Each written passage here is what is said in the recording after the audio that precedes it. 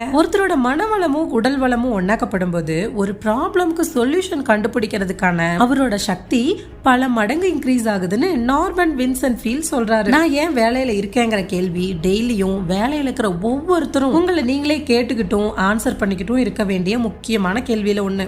நாம ஏன் வேலையில இருக்கோங்கிறது நிறைய பேருக்கு தெரியறதே இல்லை. ஆனா நீங்க ஏன் வேலையில இருக்கீங்க, உங்ககிட்ட இருந்து என்ன எக்ஸ்பெக்ட் பண்றாங்கங்கறத பத்தின தெளிவு உங்களுக்கு இல்லைன்னா நீங்க உங்களால முடிஞ்ச அளவுக்கு சிறப்பா பெர்ஃபார்ம் பண்றதும் அதிக சம்பளம் வேகமா ப்ரமோஷன் வாங்குறதும் ரொம்ப டஃப் ஆகிரும். சிம்பிளா சொல்லணும்னா ஒரு குறிப்பிட்ட அவுட்கம்காகத்தான் உங்களை அவங்க வேலையில வச்சிருக்காங்க.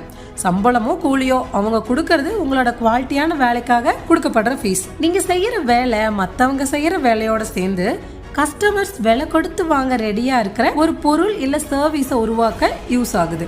உங்க வேலையை 5 to 7 முக்கிய விளைவு பகுதியா பிரிச்சுக்கலாம். மெயின் எஃபெக்ட் ஏரியாங்கிறது உங்களோட